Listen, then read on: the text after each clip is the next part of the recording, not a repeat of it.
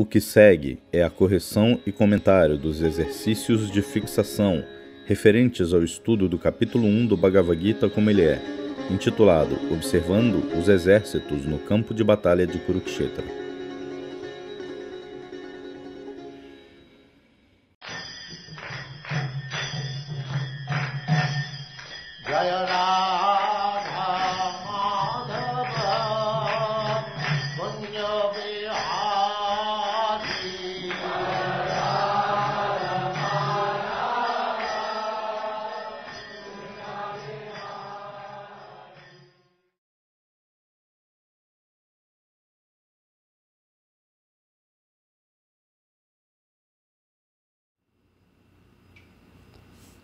Então, significado dos versos 4 e 5. A gente vai analisar a aula de Prabhupada sobre esses versos, uma aula em Londres, em 10 de julho de 1973. Vamos lá, pergunta número 10. Por que a mera menção aos lutadores reunidos naquele campo de batalha também é espiritual? Porque nesse ponto a gente vai ver a descrição de vários lutadores, né? Vários guerreiros. E como falar sobre esses guerreiros pode ser considerado algo espiritual? Então, porque a mera menção aos lutadores reunidos no campo de batalha também é espiritual. Então, vamos lá. Resposta. Aqui, todos esses heróis são mencionados não apenas neste verso, em vários outros versos também. Assim, uma pessoa pode perguntar, por mencionar esses grandes lutadores, qual o progresso espiritual que nós fazemos? Porque o nosso propósito é cantar o mantra Hare Krishna. Por cantar os nomes desses lutadores, o que nós ganhamos? Essa questão pode ser levantada. Mas a coisa é que Nirbandha Krishna Sambandhe, o que quer que esteja em conexão com Krishna, aquilo também se torna Krishna. Isto é uma forma sutil de entendimento filosófico. Nirbandha Krishna Sambandhe. Se existe relacionamento com Krishna, por isso os sarradias, eles não leem o Bhagavad Gita. Por não entender essa ciência sutil, os sarradias, eles não leem o Bhagavad Gita. Os sarradias, eles são materialistas, grosseiros, né? Então eles não podem entender essa sutileza espiritual. Então eles não leem o Bhagavad Gita. Então vamos lá. Eles dizem, nós não temos nada a ver com Bhagavad Gita. Eles pulam para o Srimad Bhagavatam, 10º canto, porque lá você vai ter as atividades de Krishna com as gopis. Então aqui está a consciência de Krishna, aqui está Krishna, ele vai pensar. Mas ele rejeita o Bhagavad Gita, onde tem o mesmo Krishna. Então pula direto para o 10º canto, Krishna Rasa Lila, como se Krishna está conectado com a Rasa Lila e não com esta Lila, a Lila do Bhagavad Gita. Eles fazem distinção.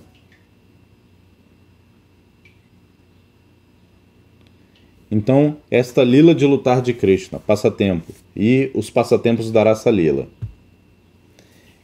Eles são todos a mesma coisa, porque Krishna está no centro. Então, tanto a lila de luta, a lila do Bhagavad Gita, ou a lila da dança com as gopis, elas são a mesma coisa, Prabhupada está dizendo aqui. Porque Krishna está no centro. Krishna é o ponto, né? Então, Krishna sendo o centro, qualquer conexão com Krishna que esteja lá, aquilo também se torna Krishna. Esta é a ideia. Então, o que nós ganhamos por descrever esses guerreiros que estão na batalha de Kurukshetra? Que benefício há nisso? O benefício é que essas pessoas estão conectadas a Krishna. E por isso, lembrá-los, falar sobre eles, criar esse contexto do Bhagavad Gita, que está ali no primeiro capítulo, isso também é Krishna, isso também é tão purificatório quanto o cantar de Hare Krishna, porque está tudo conectado a Krishna.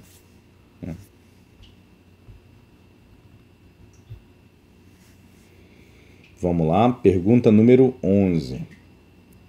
O que busca a classe de espiritualistas conhecidos como Mayavadis? O que buscam os Mayavadis? Então, resposta. Assim, nós devemos usar nossa inteligência. Isto é descrito por Srila Rupa Goswami. Prapanchikataya buddhya harisambandhi vastunaha mumukshu bi parityaga. Mumukshu. Especialmente os Mayavadis, que estão atrás da liberação. de emergir na existência do Supremo, Mumukshu, Moksha. Eles, os Mayavadas, eles dizem: tudo é Maya. Brahma Satyam Jagam Mithya. Este mundo é falso, apenas o Brahman é realidade. Então, Mayavadi. Por que ele é chamado Mayavadi? Porque ele tem essa característica de dizer que tudo é Maya. Tudo é Maya. E eles querem... a meta é única. É sair de Maya e alcançar a liberação, Moksha. Então, basicamente, o que a classe de espiritualistas conhecidos como Mayavadis buscam é a liberação. E eles dizem, Brahman é verdade e o universo é falso.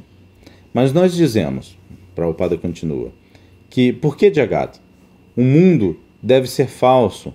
Né? Por que esse mundo Jagat ele deve ser falso se ele está vindo da realidade? Por que a energia material é falsa se ela vem de algo que é real? Krishna. Por que é falso?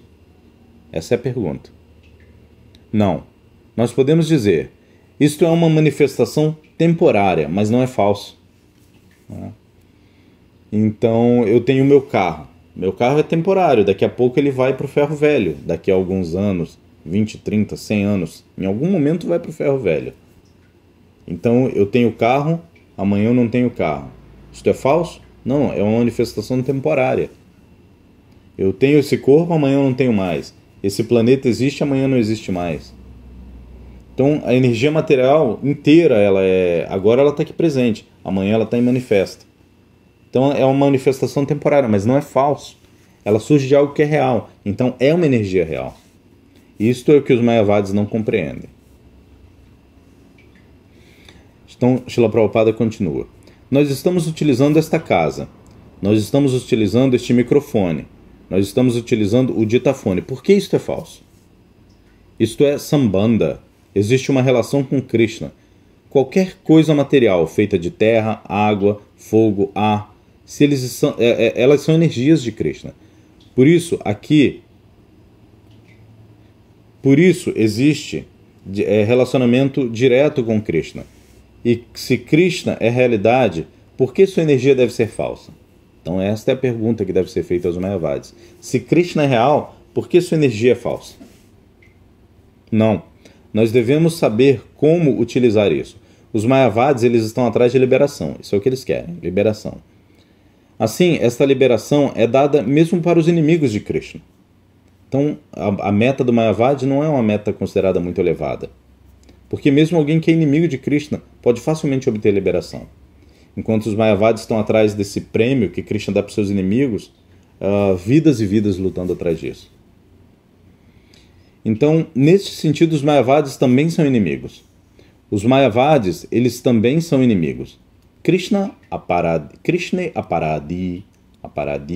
eles são ofensores de Krishna, porque eles não aceitam a forma de Krishna. Por isso eles são ofensores. Então, o Mayavadi comete a grande ofensa, porque ele diz que tudo é Maya, e ele não aceita a forma de Krishna. E isto é a ofensa deles, a ofensa do Mayavadi. Considerar que a forma de Krishna, não aceitar a forma de Krishna. Eles estão buscando o Brahman pessoal. E dessa maneira eles são como os inimigos de Krishna. E o destino deles é o mesmo dos inimigos de Krishna, a liberação impessoal, que é rejeitada imediatamente pelos Vaishnavas. Um devoto rejeita a liberação, ele não tem nenhum interesse na liberação. Ele tem interesse no serviço amoroso à Suprema Personalidade de Deus. Porque isso é verdadeira vida espiritual. Então a pergunta 12. Existe alguma virtude na monarquia ou ditadura? Explique. Então aqui a gente está descrevendo nessa parte do Bhagavad Gita diferentes guerreiros kshatriyas.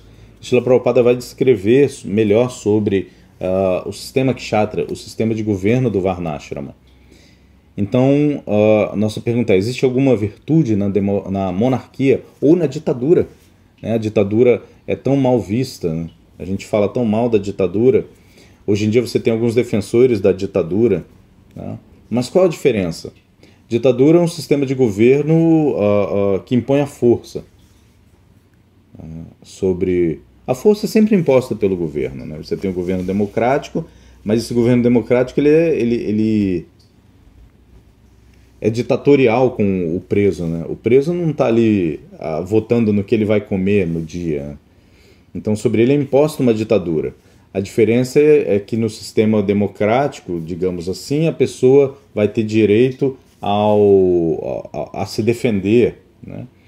Mas isso também pode ser tido também num sistema dito ditatorial, que Srila Prabhupada vai descrever aqui. Mas então vamos lá, vamos ver se existe alguma virtude, né? A questão aqui não é descrever, não é dessa discussão superficial e estúpida da política atual. A ideia é analisar a profundidade do conhecimento védico e o sistema de governo kshatriya, né? Então existe alguma virtude nisso? Srila Prabhupada responde: se aquela condição pode ser trazida como na época de Maharaj Yudhishthira e seus antepassados, ou mesmo seus avós. Depois de Maharaj Yudhishthira, não havia um reino do filho de Yudhishthira ou Arjuna, né? Todos morreram na batalha de Kurukshetra. Então os descendentes dos Pandavas morreram na batalha de Kurukshetra. Então você tem ali Maharaj Yudhishthira, né, que é um exemplo de rei perfeito, e seus antepassados, também kshatriyas perfeitos e governos perfeitos. Mas não havia descendentes depois deles. Todos morreram. O que havia, na verdade, era um neto no ventre da sua mãe. Uma criança póstuma, porque o pai morreu na batalha de Kurukshetra antes do filho nascer. Apenas essa criança foi salva. Então até aquele ponto de Maharaja Pariksit, o mundo todo era belamente governado, era governado de forma muito boa pela ditadura. Por que ditadura? Porque era um rei, um monarca, né? Então, nesse sentido, ditadura. Então, nós podemos...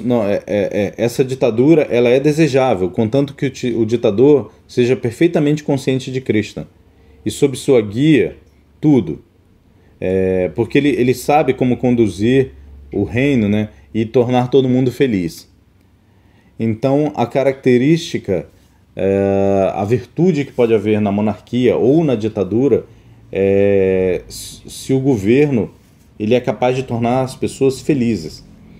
Porque quando se discute sobre monarquia ou ditadura e a gente tem essa visão negativa, é porque a experiência, principalmente ocidental, de ditaduras e monarquias é ruim, é das pessoas sendo massacradas, é das pessoas se tornando infelizes ou não tendo direitos, né? Então isso é ruim, isso não é ditadura desejável. Agora, se um governo ditatorial torna as pessoas felizes, então isso é desejável.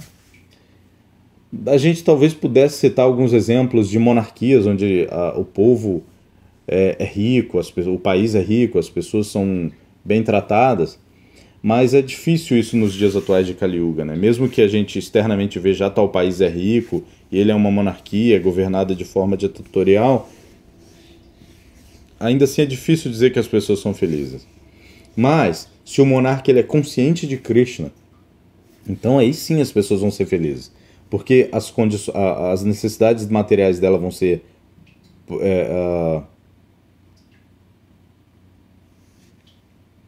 providas, né?